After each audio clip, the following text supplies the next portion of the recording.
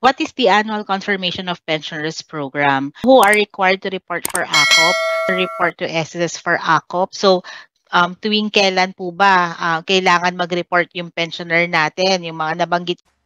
Bago tayo magpatuloy, huwag kalimutang mag-subscribe sa aking channel.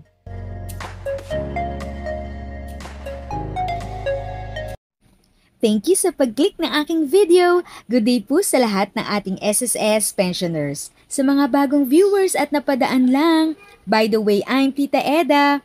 Welcome to my channel. Ang channel na maghatid sa iyo ng dagdag kaalaman tungkol sa government services, bagong mga balita at informative videos na galing sa legit na resources. Mag-subscribe na para updated ka. What is the annual confirmation of pensioners program? So this refers to the reporting of pensioners to SSS on a yearly basis to ensure continuous payment of their monthly pension subject to their continuing eligibility to the said benefit in accordance with RA number 1100 or the Social Security Act of 2018. So yung ACOP na tinatawag natin is nire-require po namin or ng SSS ang mga existing na pensioners po natin na mag-report po yearly para po i-ensure natin na eligible pa po sila to receive their pension benefits. So who are required to report for ACOP? So yung existing policy po namin, yung mga retirement pensioners natin residing abroad, total disability pensioners natin, death or survivor pensioners, and the dependent children are under guardianship are required to comply for ACOP. So dito dun sa update po natin, come March 2024, retirement pensioners residing in the Philippines who are 80 years old and above are already required to report for ACOP. So effective March 2024, kailangan mag-report na rin po itong mga pensioners natin na residing in the Philippines na retirees na 80 years old and above. So for those retirement pensioners residing in the Philippines who are below 80 years old may also be required to comply under certain circumstances as determined and upon notification by the SSS. So ano po naman yan? Hindi siya required but based on, kasi meron po kami other verification process na ginagawa. So based on our verification process, kailangan namin pag-reportin yung retiree pensioner po natin. So pwede po namin silang i-require na mag-report po kay SSS, but they are not required to comply yearly. Kumbaga pag ni-require lang po ni SSS 'yon. So when should the pension report to SSS for ACOP? So tuwing kailan po ba kailangan mag-report yung pensioner natin, yung mga nabanggit ko mga pensioners para mag-report kay SSS or magpakita kay SSS. So every birth month of the member. Member meaning the retirement or total disability pensioner. Deceased member for those pensioners na receiving pension due to death of the member or yung mga death or survivor pensioners natin. Or pag sa dependent children naman na under guardianship, month of birth po nung member or yung retiree pensioner, total disability pensioner natin or nung deceased member. So kung beneficiary po sila nung death benefit. So, allowed din po ang mga pensioners natin to comply earlier than the birth month. So, ina-allow po namin dun sa new policy namin, i-allow po namin yung mga pensioners to comply earlier than the birth month 2 months prior to their schedule or yung birth month po nung mga nabanggit ko na pensioners. So, how to report for ACOP? So, yung mga pensioners natin, meron silang mga options on how to comply. So, meron kaming tinatawag na with personal appearance or visual confirmation. So, pwede silang magpunta kay SSS or over the counter, magsasubmit sila nung required documents. And pwede din naman po through video conferencing in SSS prescribed platform like MS Teams and Viber. So, yung sa MS Teams po namin, yun kasi yung ginagamit po namin na existing ngayon for those pensioners residing abroad. So ngayon, yung mga residing in the Philippines na pensioners natin as well as yung retirees natin na 80 years old and above na residing in the Philippines, they may comply through video conferencing through MS Teams and Viber. Ang MS Teams po, so lahat ng branches pwede yan. Yung Viber, meron pa lang po kaming mga pilot branches for that. Pag nag-announce po kami, pag na-issue po yung circular, ilalagay po namin din doon kung sino yung mga branches po na pwede na po doon sa video conferencing through Viber.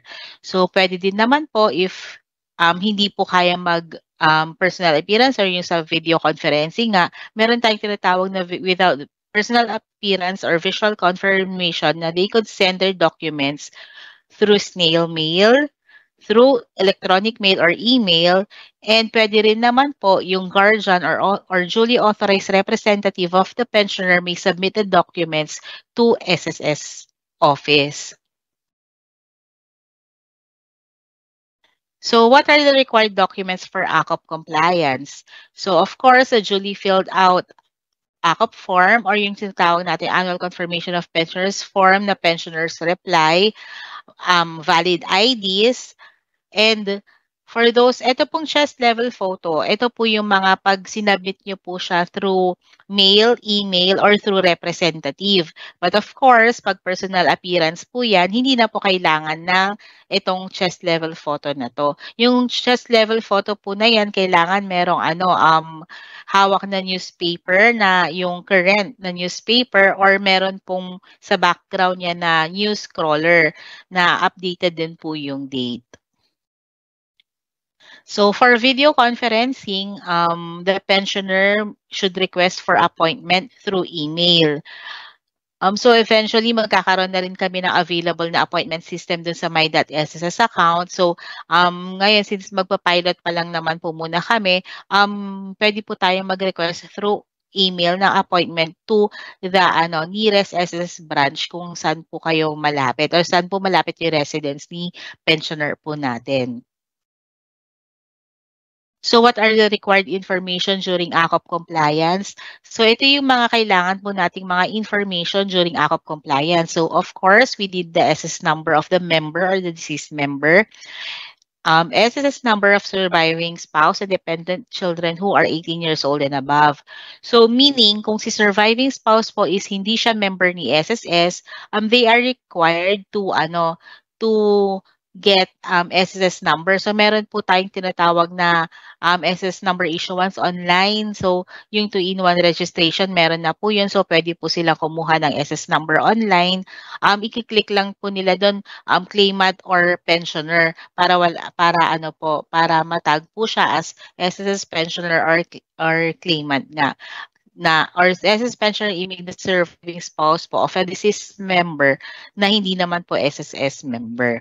So, i-require po natin yan kasi hindi na po natin matatanggap yung ACOP compliance niya pag wala po yan. Tapos, of course, we need the address, the home address, the mailing address, email address, and mobile number. So, mandatory po ang contact information po natin para if in case meron pong update si SSS to our pensioners, makakapag-send po kami ng notification po sa inyo. So, we need the email address and the mobile number of the pensioner.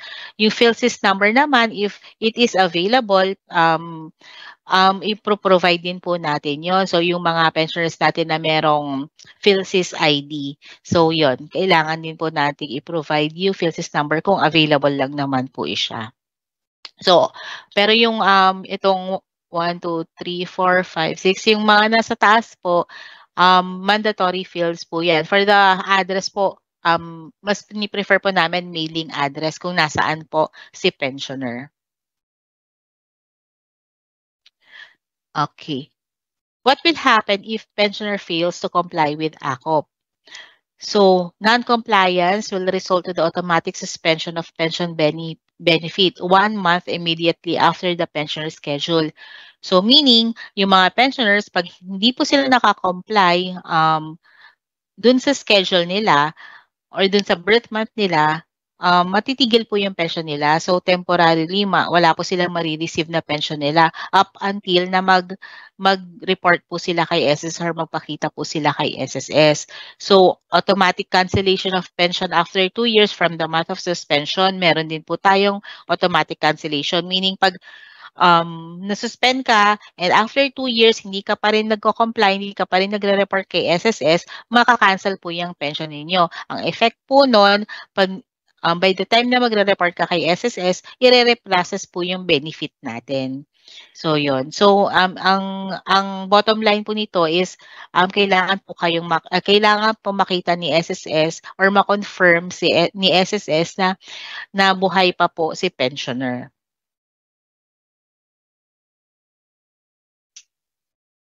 Anyway, if in case suspend po yung pension natin, yung payment po ng suspended pensions natin shall resume within 1 month from the date of ACOP compliance. So, mariresume naman agad yan. So, baka tanungin ninyo, paano po yung mga pension niya na hindi niya nakuha? Of course, so once na mag-resume po yung pension ninyo, yung accrued, kung qualified pa naman or eligible pa naman po si pensioner to receive the pension, makukuha naman po niya yung accrued pension niya or yung mga accumulated pension niya na hindi niya po nakukuha or nare-receive. If sa tingin mo, natulungan ka ng video ko na ito, nakasave ka sa oras mo, you can click yung thanks button at any amount ay malaking help sa pag-grow ng channel ko. Yun lang po muna ang aking update. Sana ay nakatulong na dagdag kaalaman ang aking shinare today. Ang goal ng aking channel ay mag-create ng awareness. Kung ganitong mga topic ang gusto mo, panoorin mo ang mga videos ko na ito.